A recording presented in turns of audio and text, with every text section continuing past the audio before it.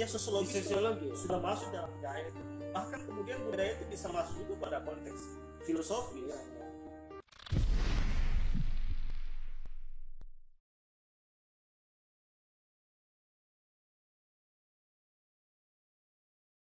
Kita lanjutkan Mas Abbas perihal yang tadi soal khilafah yang diusung oleh Westputah. Bagaimana kelanjutan berdasarkan versi Mas? Ini saya coba untuk menyoroti kalau dari sisi hadis ya, saya menyoroti dari sisi Al-Quran. Ada pemahaman yang menurut saya itu tidak pas. Saya lebih memakai bahasa yang harus tidak pas daripada yang salah. Ya. Tidak pas. Keliru kalau pakai aksen itu asik sekali, berarti keliru. Ketika orang mengatakan bahwa khalifah atau khilafah itu ada dalilnya dalam Al-Quran, yaitu ada di dalam surat Al-Baqarah itu yang mengatakan inni ja'ilun fil ardi khalifah. Ketika Allah mengatakan saya akan menjadikan seorang khalifah di muka bumi. Khalifah dipahami oleh kelompok-kelompok musuh khilafah itu adalah dalil dari Al-Quran bahwa ada konsep khalifah di dalam Al-Quran. Padahal sebenarnya kalau kita merujuk di dalam tafsir ya, kalau tadi kita membaca hadis, membaca sarah hadisnya. Kalau kita membaca ayat Al-Quran, kita pahami dengan menggunakan pendekatan tafsir. Saya mencoba menguraikan tafsirnya Ibnu Katsir. Ini sangat populer tafsir Ibnu Katsir ini. Bagaimana ketika Ibnu Katsir itu menafsiri ini ja'ilun fil ardi khalifah. Khalifah itu diartikan bukan personal, bukan seseorang, tetapi dia mengartikan bahwa itu adalah qauman yakhlufu ba'duhum ba'dun. Jadi sekelompok kaum itu berarti kan kumpulan dari beberapa personal atau komunitas. Yang mana komunitas itu yang sebagian nanti itu menggantikan sebagian yang lain. Komunitas itu nanti lintas generasi. Di sini kornan ba'da kornin wa jailan ba'da jail. Setiap generasi nanti akan digantikan oleh generasi berikutnya. Karena khalifah itu dari kata khalafah itu banyak mengganti. Misalkan periode generasi A itu nanti akan habis masanya, nanti akan digantikan oleh periode generasi B. Ketika periode A itu mereka itu adalah khalifah. Khalifah dalam pengertian itu adalah satu kumpulan untuk memakmurkan diri. Jadi kayak misalnya generasi milenial digantikan generasi X, Y. Nah, itu yang mereka bagaimana menciptakan khalifah itu sesuai dengan yang dikehendaki oleh Allah. Kita sudah tahu di ayat lain Allah mengatakan wa khalaqul jinna wal insa illa liya'budun. Aku tidak ciptakan jin dan manusia kecuali agar mereka beribadah. Nah, bagaimana ketika konsep beribadah itu dipahami tidak hanya sekedar ibadah secara personal, tapi juga ibadah secara komunal. Artinya membangun kekuatan bersama untuk mewujudkan rangkaian ibadah. Dan bagi saya ibadah yang komunal itu akan lebih kuat secara pahala dan secara syiar.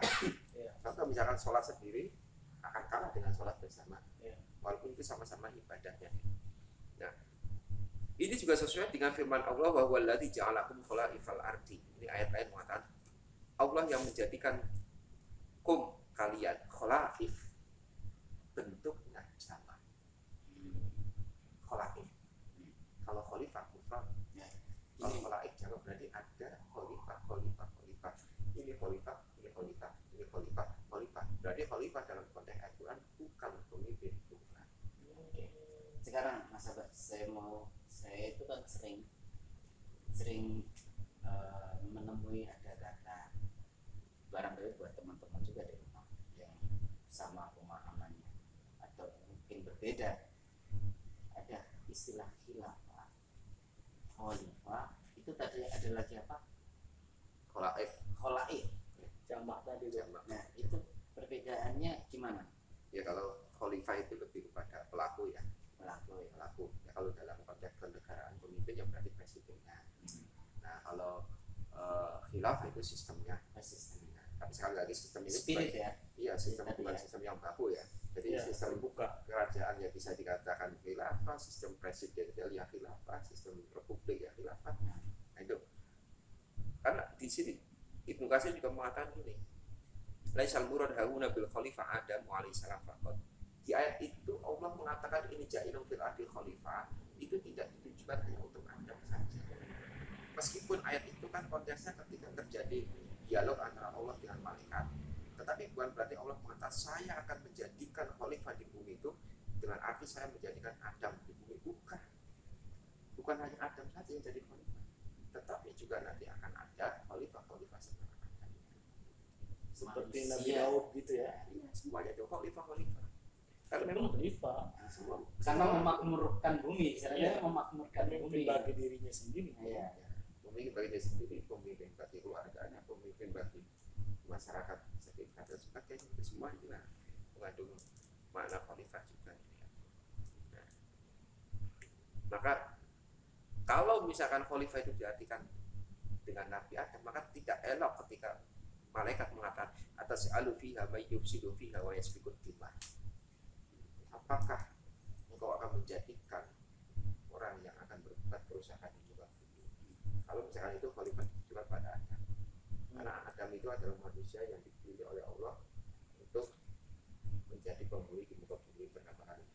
Nah, kalau menurut beberapa riwayat memang sebelum Adam itu ada orang-orang yang tinggal di bumi tapi tidak bisa melakukan amal dengan baik, maka dipilihlah dari kelompok manusia. Itu ya, jadi jangan salah paham dengan kata khalifah yang ada di dalam Al-Quran. Itu bukan tentang konsep kenegaraan. Jadi bukan tentang konsep yang ditawarkan oleh HTI itu ya. Makanya sekali lagi dengan tegas saya mengatakan khalifah atau khilafah ala Hizbut Tahrir itu tidak ada landasan kuat, baik itu dari Al-Quran ataupun dari hadis Nabi Muhammad SAW. Teman-teman kalau masih bingung bisa berkonsultasi dengan lembaga Basul Masail PCMU Kota. Oke. Dan kalau soal hukum positif hukum negara bisa sama Bung Mina. Nah, kalau sama saya mari kita mengaji, menyanyi dan menciptakan keindahan untuk memakmurkan bumi. Oke. Ada yang mau disampaikan Bung Mina? Jadi ini saya agak sedikit Tadi Kan kemarin ada pernyataan ya itu dia. dari kelompok-kelompok pengusung khilafah itu bahwa ketika ada yang menyalah-nyalahkan khilafah Bisa dipidana. bisa dipidana. Oh, iya. Gimana ini menurut pakar hukum? Ini saya orang ini kayaknya terlalu banyak halu nih, kayak tidur nih. Sekarang kita kembali dia aja. menciptakan trauma baru.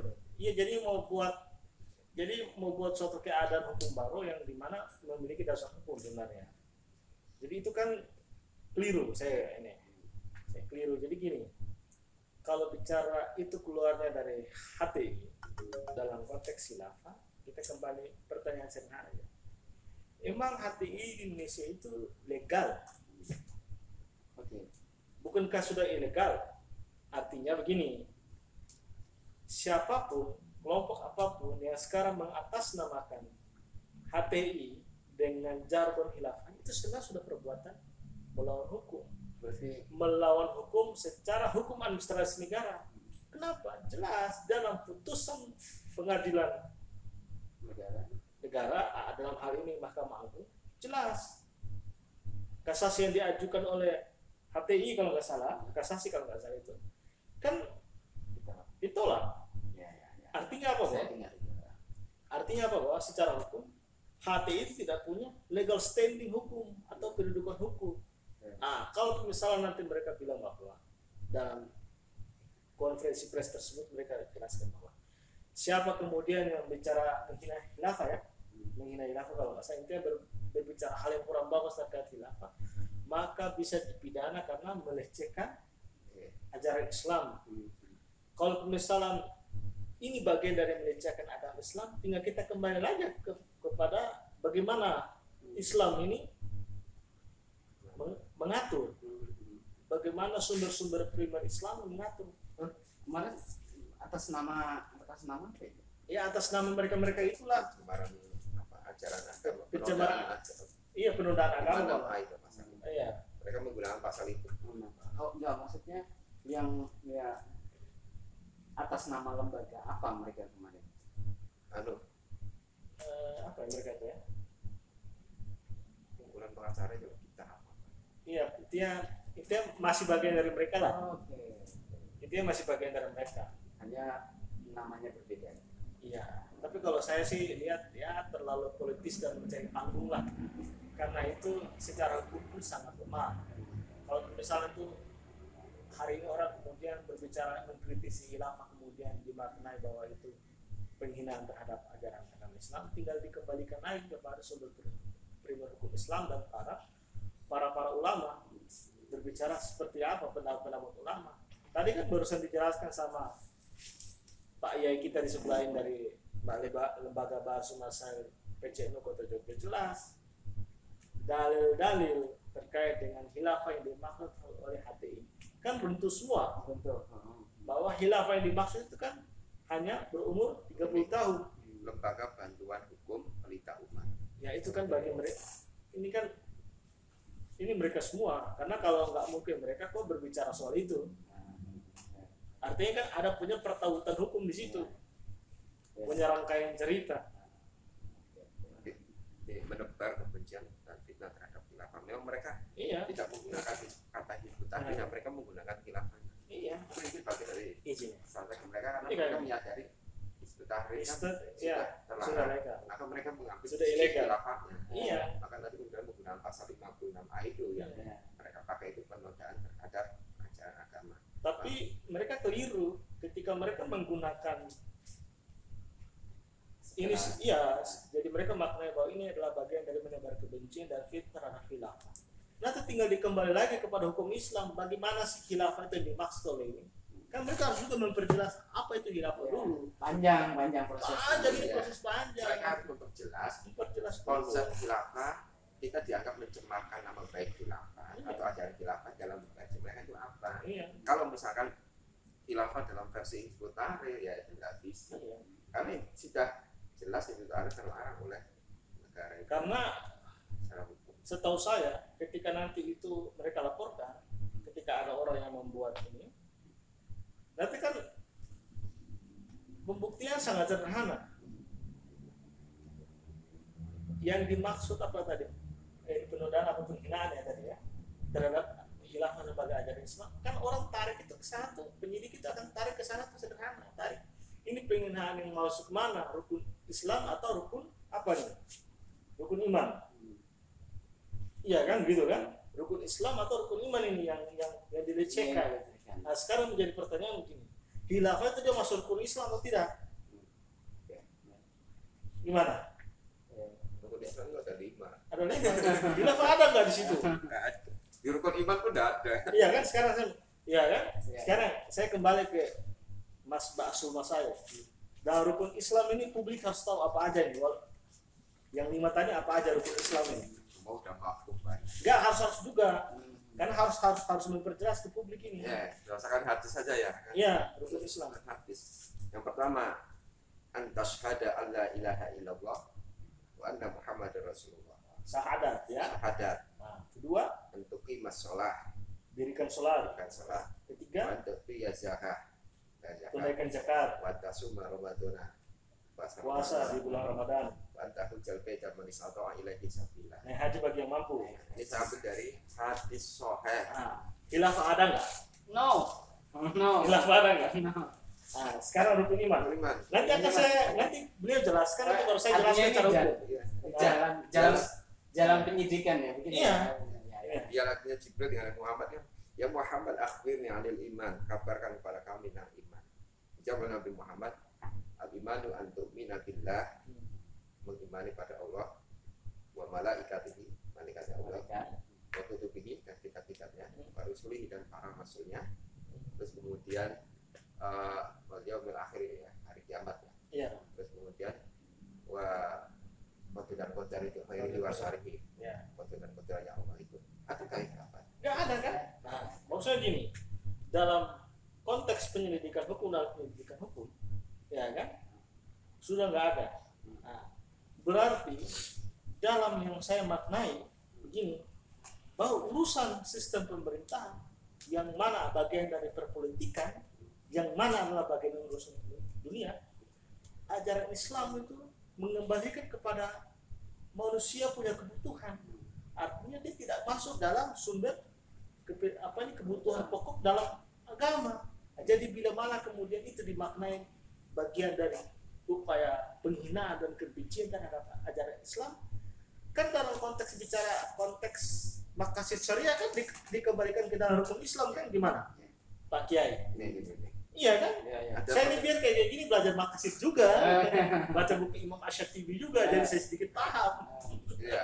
Ini pernyataan dari Imam Al-Ghazali. Ada 3 pernyataan dari Al-Ghazali, Al-Amidi dan At-Taftazani. Dengarkan ya sob. Imam Al-Ghazali mengatakan demikian, "Iklam annan nadra fil imamah aidan laisa minal muhimmah." Ketahuilah bahwasanya pembahasan tentang konsep kepemimpinan itu bukan merupakan bagian yang penting dalam dasar agama. Itu yang pertama. Yang kedua, Al-Amidi, wa'lam annal kalam fil imamah laisa min usulid diyanat. Pembicaraan tentang konsep kepemimpinan itu bukan bagian dari dasar-dasar agama, usulid diyanat.